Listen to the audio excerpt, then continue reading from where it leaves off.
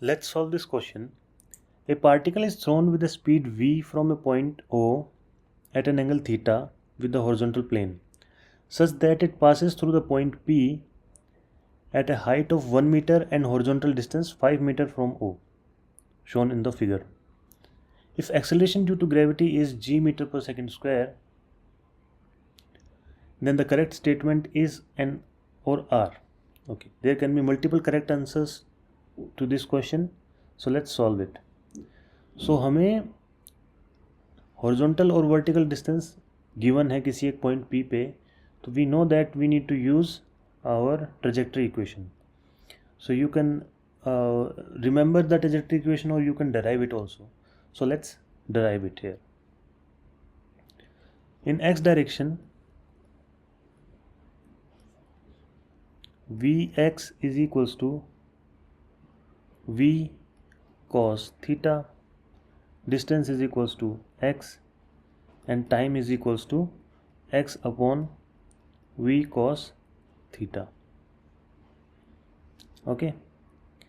In y direction,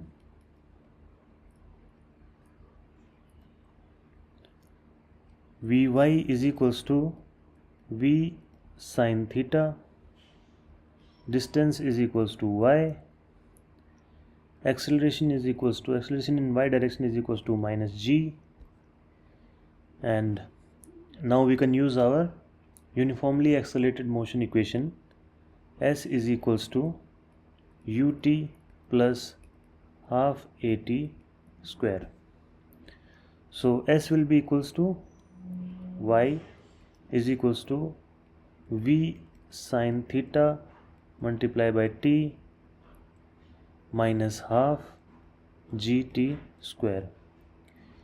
t की value यहाँ से हम इसमें पुट कर देंगे, y की वैल्यू आ जाएगी v sin theta times x upon v cos theta minus 1 upon 2 g x upon v cos theta का होल स्क्वायर.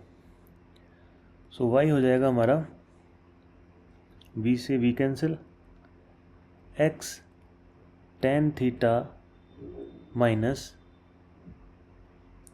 जी x square upon 2v square cos square theta. ये हमारी ट्रेजेक्टरी की equation है जो relate करती है हमारे वर्टिकल डिस्टेंस को हॉरिजॉन्टल डिस्टेंस से. Okay, now let's see if option 1 is correct और नॉट. ऑप्शन 1 में क्या दिया गया है हमें, theta is equals to 45 degree है अगर, तो v हमारा वेलोसिटी जो है ये आनी चाहिए. Let's see. ए ऑप्शन में क्या है, theta is equals to 45 degree, y हमें पता है 1 मीटर, तो x हमें पता है 5 meter. Let's put all this value in our equation. 1 is equals to 5 tan 45 degree minus g multiply by x square क्या हो जाएगा 25 upon 2 v square cos square 45 degree. 1 is equals to 5 tan 45 is 1 minus 25g upon 2 v square cos 45 degree is 1 by root 2 and cos square 45 degree will be 1 by 2. We can cancel this 2 and we will get 25g upon v square is equals to 4 and v square is equals to 25g upon 4. So v is equals to plus minus 5 root g upon 2. It cannot be negative because it is in first quadrant. That's why v will be equals to 5 root g upon 2. So at theta is equals to 45 degree, our velocity is 5 root g upon 2. So option 1 is correct. Let's find if option 2 is correct or not. So if theta is equals to 45 degree, the particle reaches its maximum height before it reaches P. So क्या कह रहा है कि अगर 45 degree angle है तो particle maximum height reach कर जाएगा बिफोर यहाँ पहुँचने से पहले। ठीक है, तो हमें पता है कि मैक्सिमम हाइट का तब पहुँचता है जब वो रेंज के बिल्कुल हाफ में होता है। मतलब अगर हमारी कोई भी एक रेंज है, रेंज का हाफ जो एक पॉइंट आएगा उस पॉइंट पे हमारी मैक्सिमम हाइट होती है। तो अगर ये जो रेंज का हाफ है ये अगर 5 से कम हुआ तो उसका मतलब क्या है कि ये मैक्सिमम हाइट पहुंच गया बिफोर रीचिंग पॉइंट पी। तो let's figure out if this is true और नॉट। तो ऑप्शन बी जो है उसके लिए हमें रेंज निकालनी है। Range is equals to v square sine two theta upon g which is equals to, so v square की वैल्यू हम यहाँ से लिख सकते हैं 25g upon 4 sine 45 multiply by 2 is 90 degree upon g, and cancel g out, sin 90 is 1 which is equals to 25 upon 4 which will be equals to, you can find it out or we can estimate it also, like 6 point something. Okay, and half of the range will be 3 point something. So basically at 3 point something meter it will reach its maximum height which is definitely less than 5. तो हमारा option 2 सही है। Let's see if option 3 is right or wrong. If theta is equals to 30 degree, the particle reaches its maximum height after reaching P. It's saying that अगर 30 degree angle है हमारा तो particle maximum height reach करेगा after this point P। मतलब हमारे जो range का जो हाफ आएगा उसकी वैल्यू 5 से ज़्यादा आनी चाहिए ऑप्शन ठीक होने के लिए। Let's see at 4.3 theta is equals to 30 degree, y is equals to 1, x is equals to 5.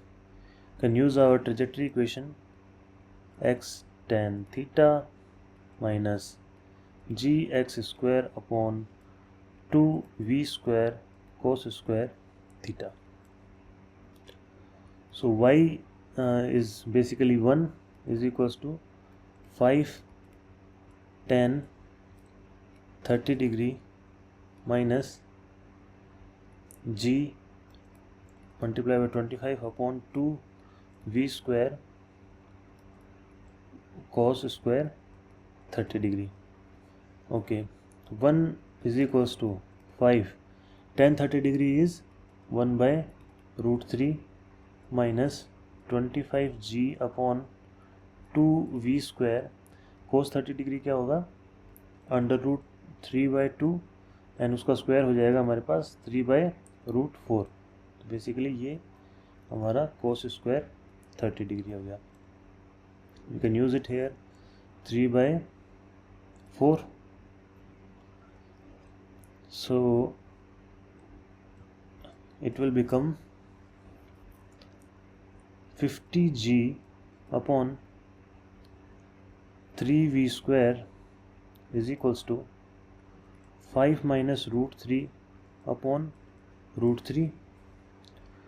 v square हो जाएगा हमारा 50√3g upon 3 multiply by 5 minus √3।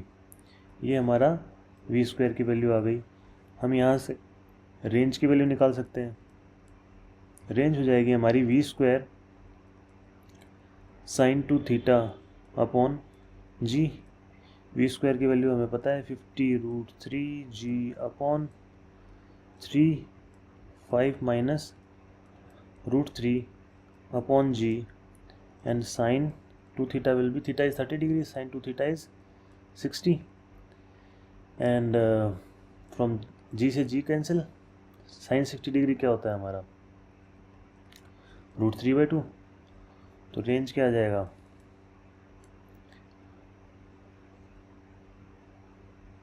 50√3 multiply by √3 upon 3 5 minus √3 into 2, तो ये हो जाएगा हमारा 25, √3 से 3 कट गया, r will be equals to 25 upon 5 minus √3। तो यहाँ पे हमें पता है कि √3 की वैल्यू होती है 1.72, okay, it will be 8 to 3.28, so r हमारा हो जाएगा 25 अपॉन 3.28, ओके। सो हम यहाँ पे एस्टिमेट लगा सकते हैं कि अगर देखो ये वैल्यू डिनोमिनेटर अगर ज़्यादा होता है तो रेंज कम होती है। हम एक बिल्कुल अप्रोक्सीमेशन लगा देते हैं कि हम रख लेते हैं इसको 3, ओके। सो 25 अपॉन 3 भी जो होगा वो ज़्यादा ही होगा बेसिकली, तो 3 is something like 8 point something, okay. 3 8 24 and then it will be 8 point something, so range will be equals to 4 point something which is less than 5। तो ये जो अपनी मैक्सिमम हाइट पे रीच कर जाएगा इस 5 से पहले ही, मतलब 4 पॉइंट समथिंग पे ये रीच कर जाएगा। और ये ऑप्शन में कह रहा है कि it will reach its maximum height after reaching P, so option 3 is wrong, okay. Let's see if option 4 is correct or not. So in option 4, if theta is equals to tan inverse 1 by 5, then v is equals to this, okay. So let's see, theta is equals to tan inverse 1 by 5. 4 option is theta is equals to tan inverse 1 by 5. tan theta हमारा हो गया 1 by 5, and we know that tan square theta plus 1 is equals to sec square theta। ये हो गया हमारा 1/25 plus 1 is equals to sec square theta, तो हो गया हमारा 26/25 is equals to sec square theta। अब हम हमारी ट्रेजेक्ट्री की इक्वेशन लगा सकते हैं, y is equals to x tan theta minus gx square upon 2v square cos square theta।